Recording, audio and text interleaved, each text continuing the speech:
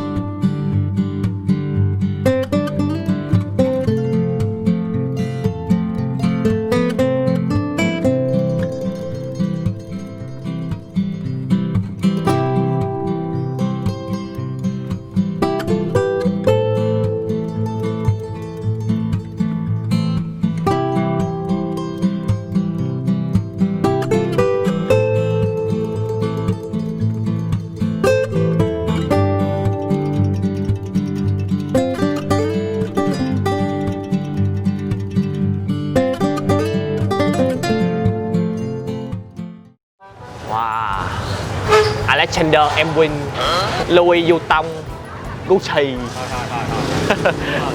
Đồ hàng hiệu không mà không có đồ hàng hiệu mà băng căng băng ron về chắc là hiệu gì rồi chứ không phải là hiệu thiệt rồi. Rồi cả nhà ơi thì xin chào cả nhà. Gia Phú và Mèo rất vui được chào đón cô chú anh chị cùng tất cả các bạn đã đến với VM Food Travel. Hiện tại thì Phú đang ở hẻm 61 đường Phan Văn Hân, quận Bình Thạnh. Ngày hôm nay nói chung là ở gần quận Bình Thạnh lâu rồi mà bữa nay mới qua để mà thưởng thức thử cái tô bún mắm của chị Yến, bán 7 ngày 7 món ở ngay hẻm 61 luôn.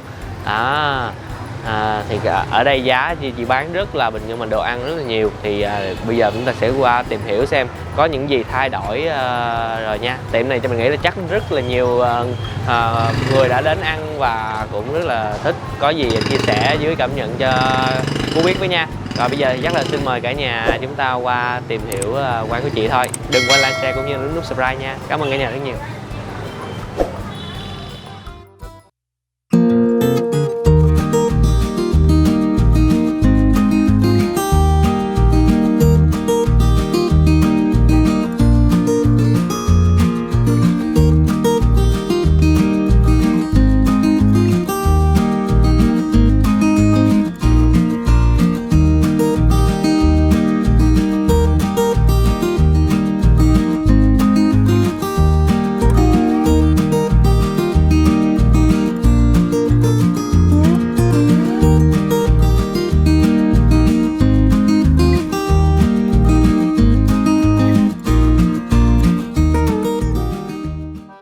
Ok, Phú chia sẻ không gian trước nha. Thì trong đây là cái đường này nó hơi nhỏ và xe chạy qua ồn ào. Thì bàn mình sẽ ngồi dọc từ đây xuống 1, 2, 3, 4, 5, 6, 7, khoảng 7 bàn.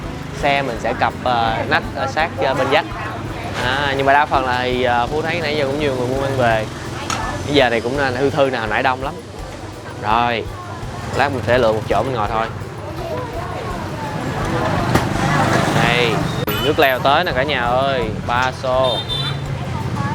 Bún mắm đổ vô nồi kia, lấy một nồi đi. Đây. Wow, nặng dữ.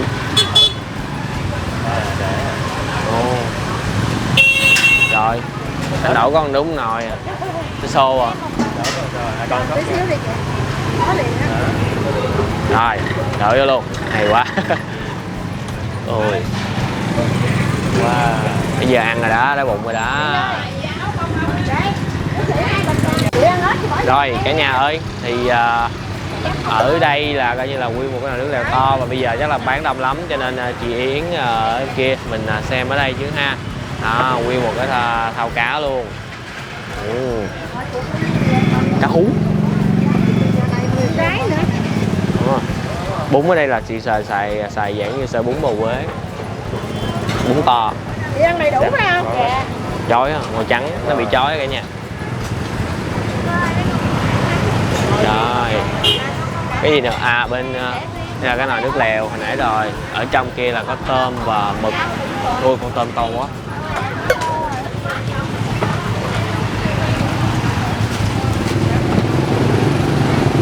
Rồi, đây là tô này 40.000 muốn viên. 6 món đồ ăn. 6 món đồ ăn, có thịt heo nè, tôm nè, mực nè, chả cua. 6 món đồ ăn. Và tôm, mực, chả cua, chả cá. dạ. 6.000 món. Dạ, 6.000 một món. Cái này là không có cá, cái này không có cá. Thiếu cá. Cái này không ăn cá. À. Không ăn cá là bận hết. Dạ, rồi. 6 món. Đây là chị Yến nè cả nhà. Thì chị Yến ơi, cho em hỏi là bây giờ là hiện tại cái giờ mình có thay đổi gì không chị? Không, 10 giờ rưỡi rồi ra. 10 giờ rưỡi là chị dọn ra bán tới khoảng 3 giờ. 3 giờ không chị? Không có nói giờ được. Có khi hết sớm. Nó vô trời. Cũng với nhau bỏ vô đại đi. Có khi 4 giờ. Dạ. Nói chung mình không nói giờ được. dạ, cái lịch 7 món của mình là thứ hai là hủ tiếu Nam Vang, thứ ba bún mắm. Thứ cái là bánh canh cua, thứ năm là mì vịt tiền. Mì vịt tiền, sau bún Thái. Rồi lại bún mắm nữa. Bây giờ bán cháo lòng. Cháo lòng. Đó, bún mắm riêng bún mắm được 2 ngày. Hồi trước bán 10 mấy món rồi lúc này bán. Nhưng mà nãy giờ không thấy chị làm, bây giờ chị chạy vòng ngoài thôi hả chị? Chạy vòng ngoài lúc này bệnh là không làm nổi. Dạ, nhưng mà nấu là chị vẫn nấu. Hồi nãy hình như nghe là như chị bị tai biến. Tai biến 115 nó 4 lần. Trời ơi, 4 lần. Chưa, 4. Đó, vậy là chỉ mấy món kia cũng đồng giá 40 vậy mấy ngày kia. Hả? Mấy món kia bún mắm là 40, còn mấy ngày kia thì giá nó cũng sẽ khác nhau. Cháo lòng á tùy theo món chị bán. Dạ. Cháo lòng á thì chị bán 25.000. Mì vịt tiền á chị bán 30.000. Dạ. Với lại 15.000 thôi đi. Rồi. Đây cả nhà ơi, thì đây là những cái rau ăn trong tô bún mắm. Thấy có rau muống bào nè, rau đắng, rau quế và có kèo nèo. Đây những cái ngò ôm, rau thơm. Dạ. Đây là những cái này là để sẵn nè, bóc cái tô cho nó lẹ ở đây nè. Tôm nghĩ vô to lắm cả nhà. Nè của chị này 3 phần nè. Ui hả? Không cá, bỏ cá. Bán đông lắm cho nên cả nhà thông cảm nha. Thao tác nó phải chuẩn xác. Đây, ở đây là có một loại cá nữa nha cả nhà, là cá lóc nữa cả nhà, 2 cá lận. Cá lóc, cá ba sa. Dạ, cá ba sa. Vậy là 3 loại cá hay gì? Có 2 loại. Cái đầu cá là chị hết đầu cá. Là cá ba sa và cá lóc. Không có cá hú. Vậy nãy Phú lộn đó nè.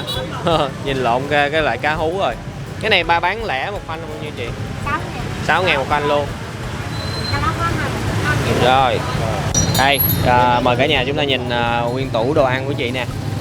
Có mực, tôm ở trong, heo quay, chả.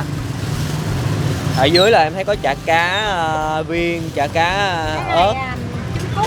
Trứng cút hả chị? Cái này chả cá chị nhồi với ớt.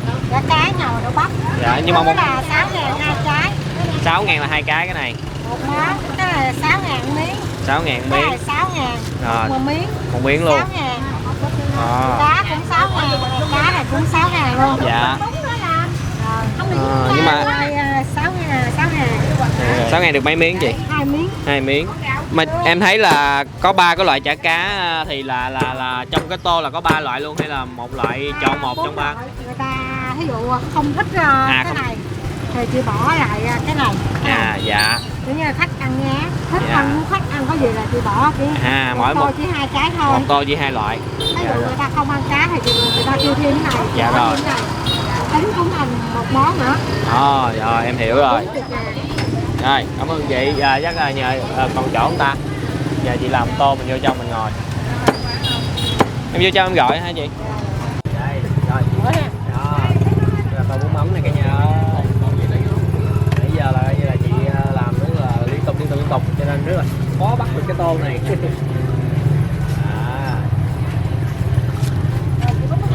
Dạ.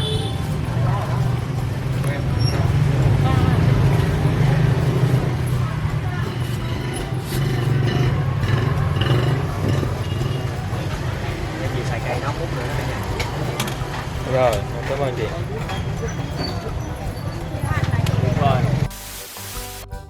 Ok, xong rồi cả nhà ơi, thì chắc là trước khi ăn thì xin cả nhà thứ lỗi vì nói chung là quán dạng như vậy á, thì mà với cái cách quay của tụi mình á, thì không thể nào mà lèo lái được vì quán quá đông nên có thể là sẽ hơi thiếu chi tiết một tí xíu.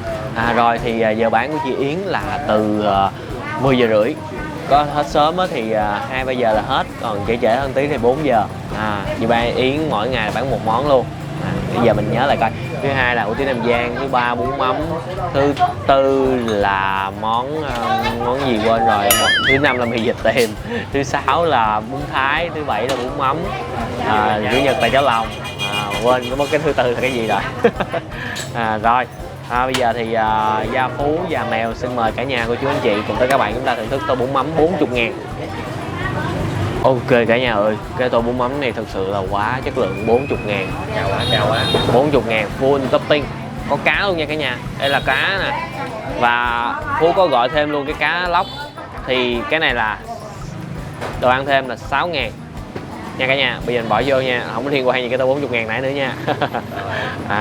Đó, 46.000. Rồi thì ngoài ra Phú đang ngồi kế bên quán nước của cô bán nước cũng rất là rẻ, 15.000 cho một ly khổng lồ xíu muội nhìn như nước cam rồi đó. Nước ngọt là 10.000. Ăn thôi. Rồi mình bỏ rau trộn vô, rau muống, kẹo nêu, bỏ này ra ba, bỏ nước ra. Rồi. Hồi nãy luôn, nó thiệt sự là con cá hú với con cá ba sa nhìn nó giống nhau quá. Chị nói là cá ba sa mới biết á, cô không biết nó là cá ba sa nữa. Tại hai cái con nó thuộc bộ da trơn hết. Rồi bây giờ ăn ra đây, nó đầy topping quá. Vớt cái này ra để qua bên trước nha cả nhà. Ok. Cái nó dễ, nó bị khó. Rồi cái húp nước chứ nè. Đây, nước trong nước thì chị có bỏ màu điều. Đây, Chụp vô nha. vào đều một tí xíu.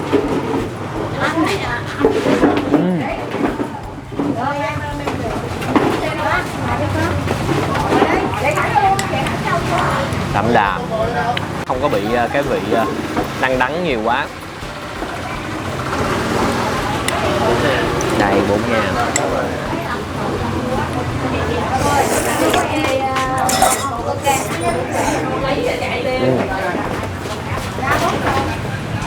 Sợi bún mềm, dạng ăn phải ý là cái sợi bún được trụng á, cho nóng ăn nó mềm, nó thấm với sợi, nó không có bị khô.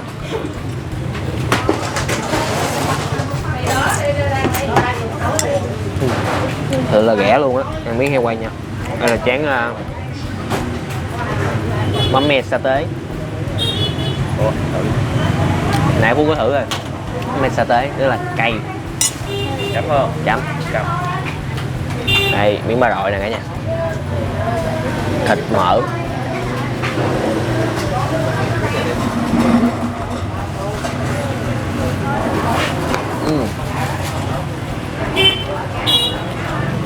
Con da heo giòn. Mỗi một cái đồ ăn thêm thì chị sẽ bán là với giá 6.000. Đây, thì trả 6.000. Nói chung một tô là có tất cả là 6 nguyên liệu á, là 6 x 6 là 36.000 đó. Tô 40.000. Trong tô bún mắm chị có nấu có thơm nữa nè. Trong cái nước lèo của chị là có thơm nữa nè cả nhà. Nó làm ra có một cái vị thơm cái nước.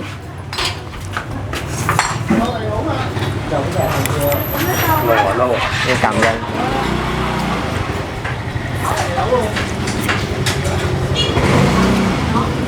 Thực ra là khi mà bán ra là cái tô nó nóng lắm cả nhà, mà tại vì Phú mình quay mình chụp cho nên cả nhà thấy nó hơi nguội một xíu đó. Nhưng mà thực ra nguội vậy thì Phú cũng dễ ăn hơn một tí, thì nếu mà nóng ăn cái thời gian bị kéo lâu quá thôi khỏi. Đây miếng mực. Đây.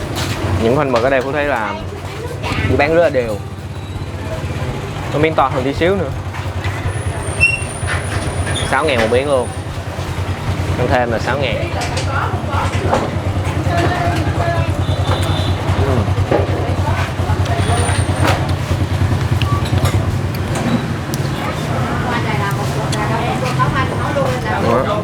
gắp cục chả mà chưa ăn. Món này sẽ tới cốt me ngọt ngọt. Ăn cái ra nó ngọt quá. Giờ con hết rồi đi về. Đi lại làm đi anh. Chả cũng thơm. Nó làm mà tỷ lệ bột á, nó cân đối vừa phải, không có bị bột nhiều quá. Phải ơi, chào tắt phải ơi. Miếng cà tím nè. Đúng không ta? Cà tím đúng không? Ủa, cà tím rồi. Đây nha.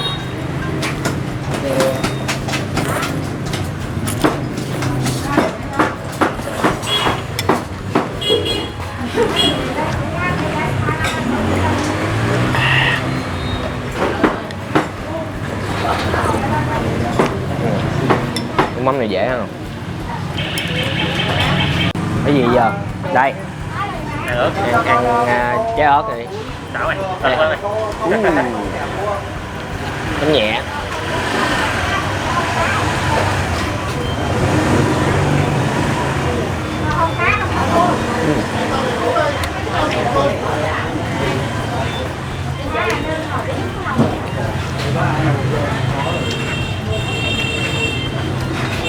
Cái chả cá này thì ăn nó chạn nó không có cái độ giòn sật đó cả nhà, cắn là nó tan ra.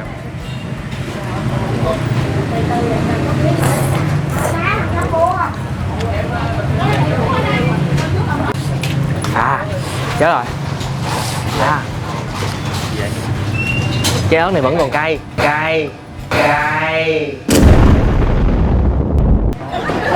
Mấy lần ăn không có cay nên cắn như thế, giờ ăn trái này cay quá. Đây là khu vực ăn cay. Đấy, từ từ. Đây, miếng cá lóc chắc nụi luôn. Rồi, xong rồi. Xong rồi, tỏ lè kìa. Chín rồi. Dừng tay uống nước như bạn. Từ.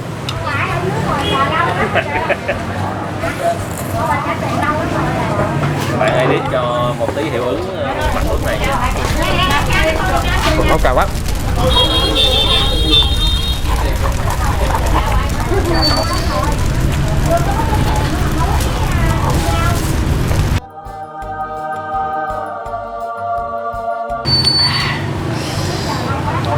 Hao, chịu cảm liền luôn lập tức. Đông lắm cả nhà. Một bàn là coi như là ngồi ăn chung là 3-4 người ăn luôn á. Cho nên tốt nhất là nếu mà đi vào giờ này thì cả nhà nên là mua mang về. Ăn nó sẽ thưởng thức dọn dạng hơn. Đây, ăn cái miếng khổ qua.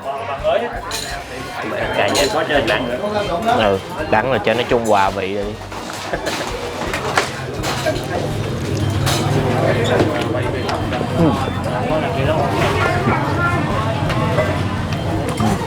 Đắng nhẫn. Nói chung là cái phần chả cá này á cũng không có giá cao đó, nhưng mà với một cái tô 40.000 như vậy thì ăn nó quá là ok. Nhiều thứ topping chúng ta ăn. Cái chả cua nó có vị hơn là so với những cái chả cá này. Rồi mời em trở lại hồ bơi.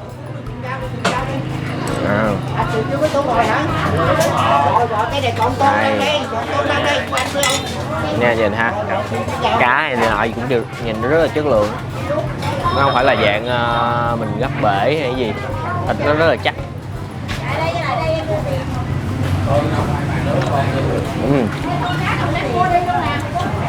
Cá này ăn béo béo. Cá này vừa chín tới nè. Thì Phú thấy có một chút xíu còn một chút xíu hồng. Xương vì vậy quá. Đút xương. Còn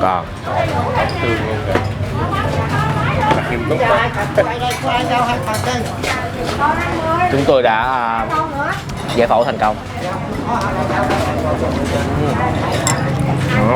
Rồi. Rộng quá. Thấy chị Yến yêu khách. Nói chung là chị chắc cũng bán đông quá cả nhà. làm cực rồi chạy tới chạy lui bán đông quá, bị tai biến 4 lần là cũng nguy hiểm lắm á. Giờ nên giờ chị chạy vòng ngoài, chị không có đứng chị làm, cái tay chị bị yếu. Hay con tôm, ăn nốt con tôm đi nha.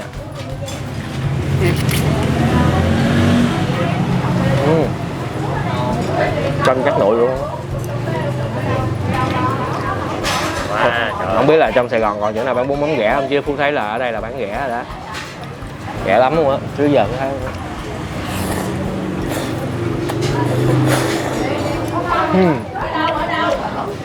Quá nhiều đồ ăn.